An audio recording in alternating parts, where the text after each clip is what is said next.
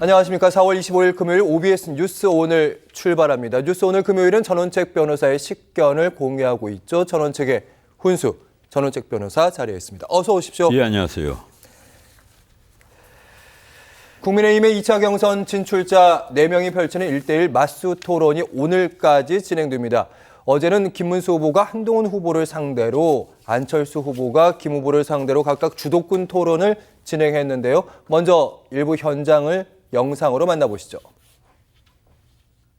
탄핵을 당하고 이 모든 과정에 첫 번째 책임을 만약에 물으라면 저는 우리 한동훈 후보께서 책임이 제일 크지 않느냐. 저는 제가 대통령의 잘못을 바로잡으러 나섰을 때 함께 나서주지 않았던 많은 정치인들에게 책임이 있다고 생각합니다.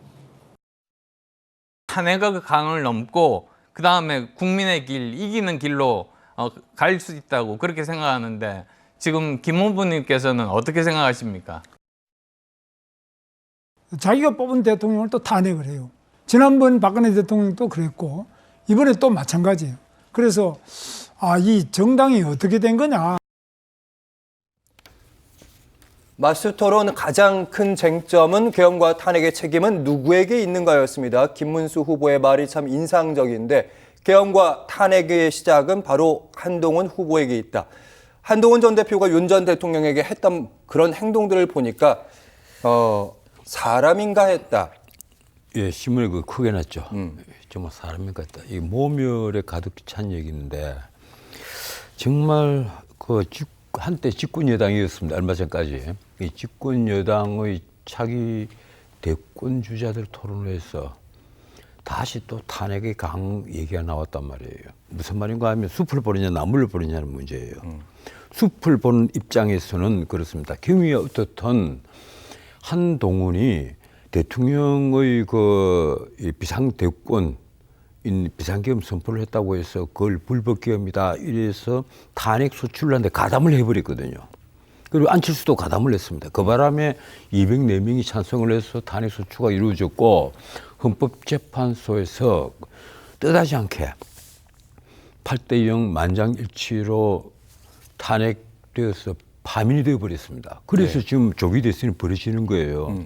만약에 그 두 사람이 가담하지 않았다면 조기 대선이 벌어질 리가 없죠. 그래서 이재명에게 기회가 갈 리가 없단 말이에요. 그런데 지금 김문수 후보가 하는 얘기는 바로 그 얘기입니다. 예. 당신 둘 때문에 결국은 탄핵 소추가 벌어졌고 그리고 8대0으로 파면이 됐고 그래서 지금 조기 대선이 벌어지고 있고 결국은 지금 그 범죄자에 지나지 않는 이재명에게 대권이 갈 수밖에 갈지도 모르는 그러한 사태에 이르렀다. 이 주장을 하는 거예요. 그런데 예. 거기에 대해서 이제 한동훈 후보가 하는 반박은 이거예요. 이제 예. 한동훈, 안철수 두 사람이 하는 얘기는 예. 숲은 그런데 나무는 그렇지 않다는 거예요. 그 비상계엄은 정말 아무 근거 없는 거였다. 우리 아버지가 만약에 비상계엄을 해도 나는 반대를 했을 것이다. 지금 그 한동훈 후보의 주장은 그렇거든요. 예. 솔직히 이 범보수 진영에서 그동안에 비상계엄에 찬성을 했기 때문에 그게 한남동 관제 앞에 가서 그 추운 엄동설 안에 밤을 새우고 하지는 않았습니다. 비상계엄에 반대를 한 수많은 사람도 지금 만약에 윤 대통령이 이 문제로 만에 하나라도 파면이 돼서 조기 대선이 벌어지면 이 나라가 위난에 빠진다.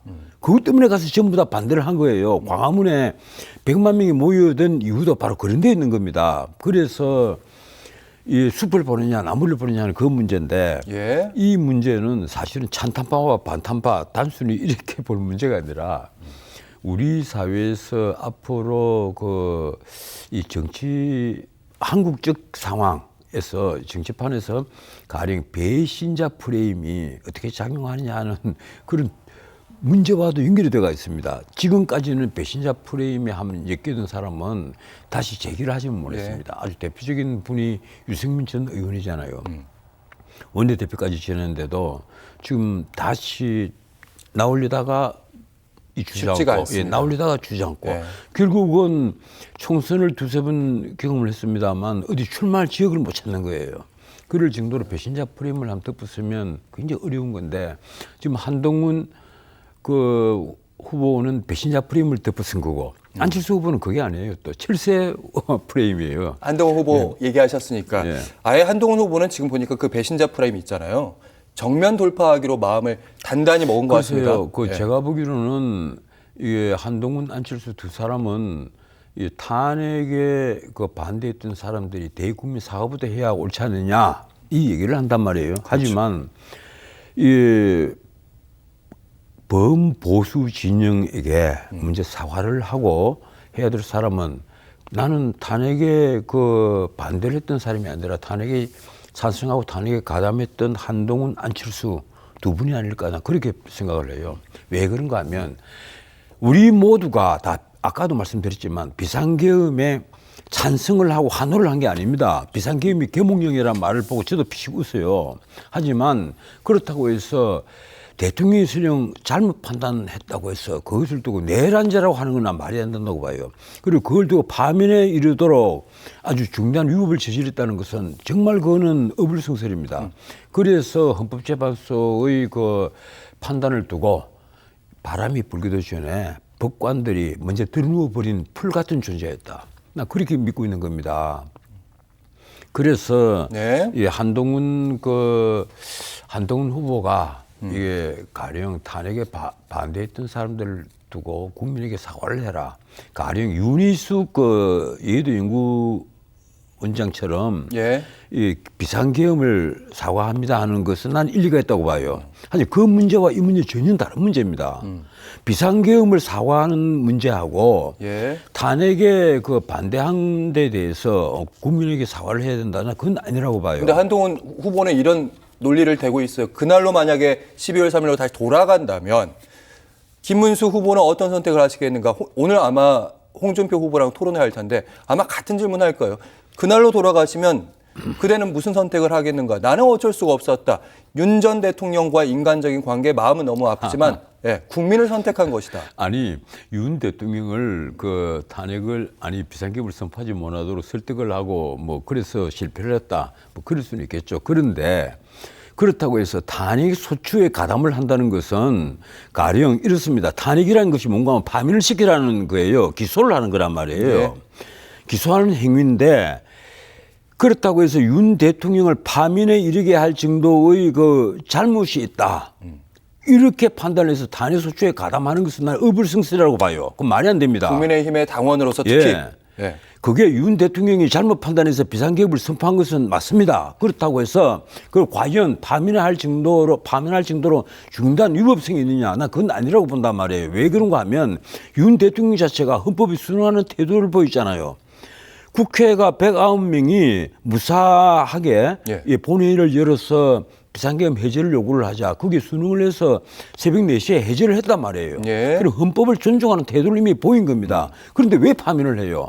나는 이 판결은 반드시 난 나중에 다시 평석해서 문제가 있는 것으로 결론이 날 거로 봅니다. 왜 그런가 하면 이걸 그 헌법재판소에서 내란죄로 본 것이 아니라 내란 행위를 판단한 겁니다.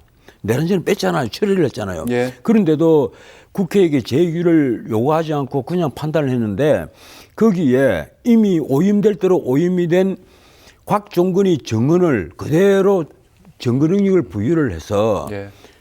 윤 대통령의 행위가 내란 행위에 속한다 이렇게 판단을 한 거예요. 그게 뭔가 하면 곽종근이가 지 친구에게 이미 변론 종결 후에 헌법재판소 변론 종결 뒤에 얘기를 한 것이 폭로가 됐지 않습니까? 야 누구야? 나한테 내란죄로 읽는단다. 양심선을 하라고 한다. 그게 12월 5일 날 있었던 일입니다. 전 변호사님 거기로 또 저희가 가면 글쎄 그렇게 예. 해서 이 헌법재판소 판결은 난 정말 문제가 많은 판결이라고 봐요. 이건 나는 그래서 헌법재판소 재판관들을 경멸한다고까지 얘기를 했습니다. 방송에서 언제든지 나를 모욕죄로 고소를 해라. 예. 고발해도 좋다. 나는 그런데 헌법재판소 재판관들이 바람이 불기도 전에 먼저 들어놓는 풀 같은 존재였단 말이에요. 내가 보기엔 그렇다는 겁니다. 의견은 존중하고 전 변호사님은 그런 생각을 그래서, 충분히 하실 수 있습니다. 예. 그래서 나는 한동훈의 주장이 나는 일고의 가치가 없는 주장이라는 거예요. 탄핵 소추하는 거와 윤 대통령의 비상계엄 선포를 꾸짖는 거와는 전혀 다른 문제입니다. 알겠습니다. 탄핵 소추라는 것은 파면하라는 주장이란 말이에요. 탄핵 결과가 뭐예요? 딱 하나입니다. 파면이에요. 전 변호사님, 근데 이번 대선 경선 살펴보시면 전 변호사님이 기대했던 이번 보수 정당의 대선 경선은 아름다운 경선이었는데 지금 보니까 통합에 대한 얘기보다 지금 내 탓 공방으로 가버렸단 말이죠. 내 탓이요보다는 이 부분은 좀 염려되지 않습니까? 근데 어차피 한 번은 넘어야 될 이제 그 사람도 얘기하잖아요. 탄핵의 강이다. 한 번 넘어야 될 강이에요. 예. 같은 당에 이 찬탄파와 반탄파가 존재를 하는 한 번은 겪어야 될 일인데 제가 보기로는 그렇습니다. 이번에 나경원 후보가 탈락을 하면서 안철수 후보가 들어간 것은 막판에 윤 대통령이 윤 의견 정당과 더불어서 여러 가지 말이 나왔잖아요. 이러니까 거기에 대해서 나경원이 피해를 입어버린 거예요. 제가 보기엔 그렇습니다. 제가 분석하기로는. 그런데 어떻든 그래서 그 찬탄파에 대해서 가령 표가 한동훈에게 다 결집이 될 것이 한동훈과 안철수가 나눠 가지게 된 거예요. 아, 오히려 나눌 것이다. 예, 그 나눠 가지게 된 거죠. 그래서 마지막에는 아마 최종 결선은 김문수, 홍준표 이 두 사람이 붙을 가능성이 높지 않느냐 이렇게 보는 시각이 있고 아니다. 결국은 그 둘 중에 한 사람과 한동훈이 붙을 것이다. 이런 또 주장을 하는 분들이 있고. 알겠습니다. 그리고 이렇게 여러 가지 쟁점, 특히 탄핵에 대한 쟁점뿐만 아니라 마스 토론에서 한동훈 후보가 김문수 후보에게 약점으로 파고든 그 질문도 잠깐 보면서 얘기를 그건 정말 말이 안 되는 얘기예요. 이 김문수 후보에게 이재명과 비슷한 그런 숫자의 전과가 있는 것 아니냐. 맞아요. 그 김문수 후보가 과거 노동운동을 할 때 어떤 일을 겪었는가를 한동훈은 검찰에서는 잘 모르죠. 모르니까 그런 소리를 하는 거예요. 사실은 한동훈 후보가 그 얘기를 꺼낸 그 노동운동 때 말고 정광훈 목사와의 그 사랑제일교회에서 코로나 당시에 대면 예배, 집합금지 명령이 내렸는데 그 부분을 꺼낸 거예요. 그게 가령 이재명이가 받고 있는 지금 자범적 성격의 여러 범죄 혐의와 어떻게 같은 반열에 놓고 다룰 수가 있는 문제입니까? 그것도 그렇잖아요. 사실은 한동훈 후보가 그걸 두고 거론한다면 한동훈 후보야말로 더 말이 안 되는 거죠. 한동훈 후보 요 질문을 하고 싶었던 것 같아요. 도대체 정광훈 목사 지금 대통령 선거까지 출마한다는 거 아닙니까? 윤 대통령 그 당에 입당을 시켜가지고 무슨 관계냐 요 얘기를 하고 싶었던 것 같아요. 아니 그런데 네. 정광훈 목사가 그 한때 김문수 후보와 가까웠던 것은 사실이지 싶어요. 하지만 그렇다고 해서 뭐 정광훈 목사가 김문수 후보의 뒤 배경이라든가 배우라든가 그런 건 아니거든요. 지금 김문수 후보를 출마라고 막 옆에서 밀어붙인 사람들은 의외로 시민단체들이 많습니다. 제가 너무 잘 알잖아요. 뭐 저에게도 몰려와서 함께 나서달라 뭐 이런 얘기들을 많이 했으니까. 그리고 가령 그 사람들이 모두 다 홍준표를 배척하는 게 아니에요. 홍준표하고도 다들 가까워요. 그래서 나는 가령 최종적으로 그 국민의힘에서 후보를 정치할 사람이 누구일까? 제 자신도 무척 궁금해집니다. 그리고 이제 다행히 그 두 분을 포함해서 안철수까지 모두 다 한동훈도 그랬죠. 결국은 이제 한덕수 지금 대행과 단일화를 할 수밖에 없을 것이다. 지금까지는 뭐 단일화를 안 한다는 식의 말씀을 많이 했는데 지금 국민의힘에서 당심이 50%, 일반 여론이 50%란 말이에요. 그런데 당심의 대부분은 한덕수 후보와의 단일화를 요구하고 있습니다. 이러니까 다들 어제는 방향을 싹 바꿔서 자, 내가 후보가 되면 단일화를 반드시 하겠다. 다 이제 이런 주장을 하죠. 그래서 앞으로 이게 뭐 휴스케 비교를 하자면 이 휴스케야말로 아주 흥미진진하게 됐습니다. 그런데 지금 아마 한덕수 후보가 30일 날 출마한다고 그러죠. 지금 보도가 벌써 30일 다음 주 수요일부터 29일 날 거부권을 행사를 하고 헌법재판소법 개정안 그건 거부권 행사할 수밖에 없어요. 헌법재판소 개정안이 뭔가 하면 대통령 권한 대행은 헌법재판관을 지명하지 못한다 이 조항이에요. 이게 말이 되느냐. 아, 민주당이 통과시켰던 그 법안. 그래서 거기에 대해서 예. 거부권을 행사를 하는 날이 국무회의가 열린 날이 29일인데 예. 거부권을 행사를 하고 그날 그럼 오후에 사퇴를 하면 되지 않냐. 그게 안 된답니다. 법에 의하면 그날 오후에 사퇴를 하더라도 아침 0시에 사퇴하는 것과 마찬가지 되어버리기 때문에 국무회의 의결의 효과를 보기 위해서는 그래 거부권 행사 효과를 그대로 유지하기 위해서는 30일 날 그것 때문에 하루 이튿날, 밀린다. 사임하지 않을 수 없다. 근데 그래서 아마 네. 사임할 것 같아요. 그리고 일단 나온다. 예, 사임한다는 말은 뭔가 하면 미국에서 그 통상 협상이 원하는 대로 거의 다 됐다. 아, 근데요. 이걸 의미하는 전 겁니다. 변호사님, 지금 여론조사 결과를 좀 봐주십시오. 한덕수 대통령 권한대행의 직무평가에 대해서 한국갤럽의 여론조사 결과.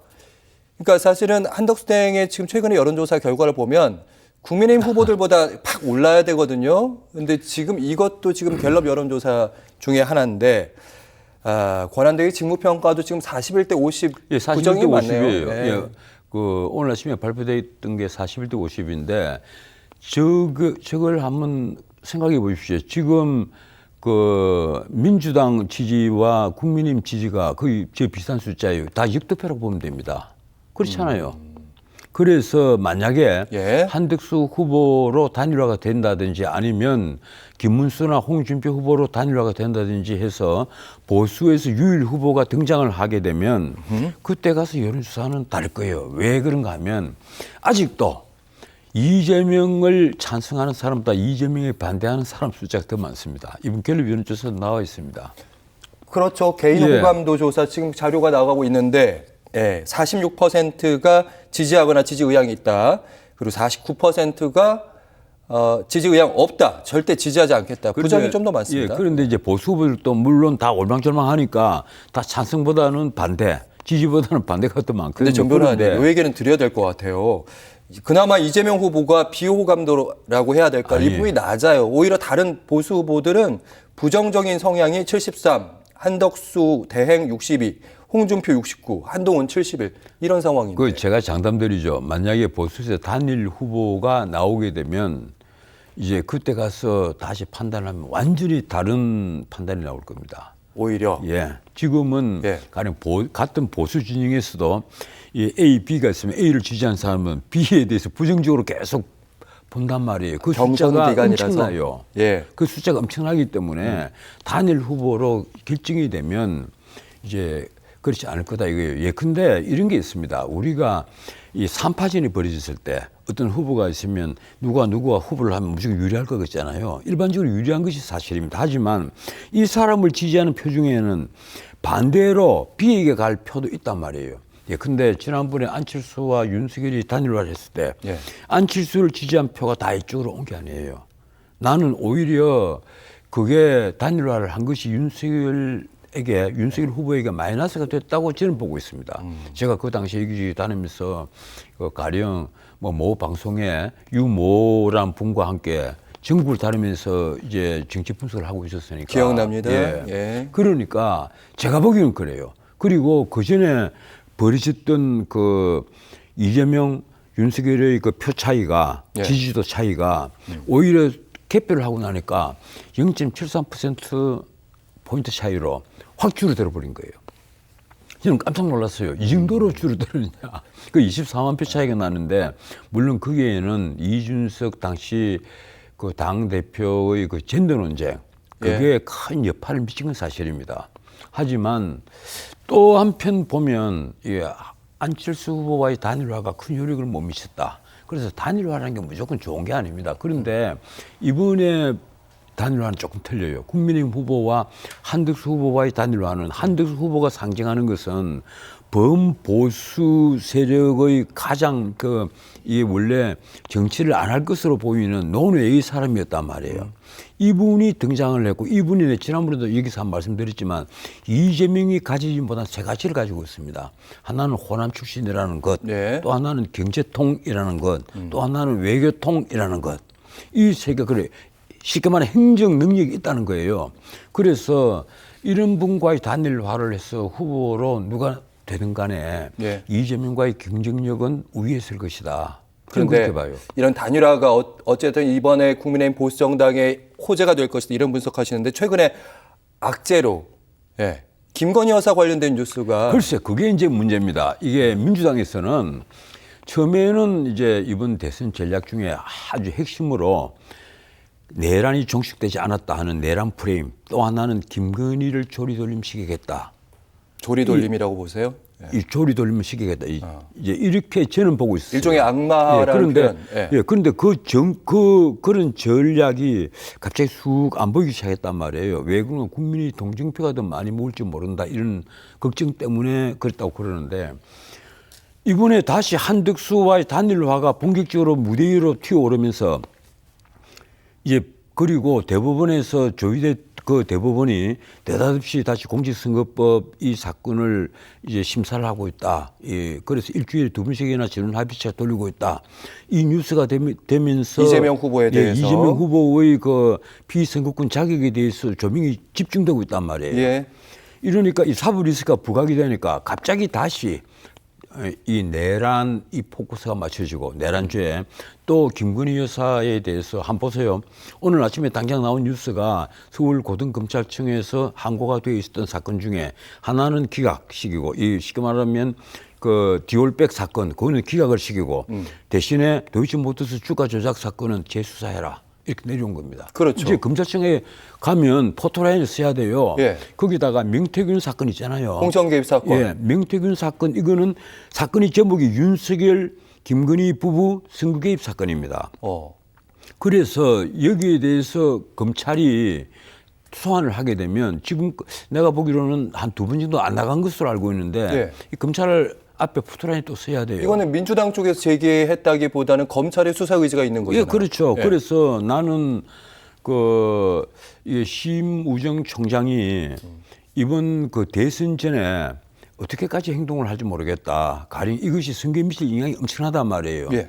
또 하나가 뭔가 하면 과방위에서 국회 과방위 최민희 위원장이잖아요. 이 과방위에서 이 YTN 이 민영화 이겁니까? 이 문제입니까? 여기에 대해서 그 청문회를 하면서 참고인으로 와라. 김건희 여사를 참고인일 거예요. 와라. 이렇게 했는데 거기에 오늘 아침 나온 뉴스가 너무 재밌어요. 지금 심신미약으로 심신쇠약이었던 거. 심신미약입니다. 비슷한 심신미약으로 내 도저히 갈 수 없으니까 예. 우리 그 형법 용어잖아요. 심신미약으로 갈 수가 없다. 그러니까 귀위원회에서 좀 양해를 해달라 이렇게 사유서를 냈습니다. 그런데 어쨌든 이렇게 김건희 여사가 이렇게 수면 위로 오르는 거는 국민의 입장에서는 좋은 뉴스 아니에요. 예. 아니죠. 예. 그 최민희 위원장이 그걸 자기의 페이스북에 그대로 공개를 한 겁니다. 그 서류까지. 난 그건 그래도 되는지 모르겠어요. 이 공적인 서류를 이 개인이 정치적 목적으로 페이스북에 올렸단 말이에요. 민주당의 위원장이. 의도도 보인다. 예. 그래서 난 그것도 문제가 되지 않겠느냐 이렇게 보는데 어떻든 요사이 모든 말 조심하고 행동을 조심해야 되는데 어제 우원식 의장도 그렇습니다. 가령 한덕수 그 권한대행이 국회 왔잖아요. 예. 그리고 쉽게 말해서 그 추경에 대해서 시정연설을 했거든요. 추경을 제안을 했으니까 시정연설을 해야 되는 겁니다. 그런데 민주당 의원들이 그 시위까지 벌이면서 아주 늦게 들어왔어요. 한 10분 늦었다고 하더라고요. 15분 정도, 예. 뉴스를 보면 15분 정도 늦게 들어왔는데 연설을 다 마치면 이제 관리대로 퇴장을 하지 않습니까? 고장 퇴장을 하는데 그 좀 자리에 앉으시오. 예.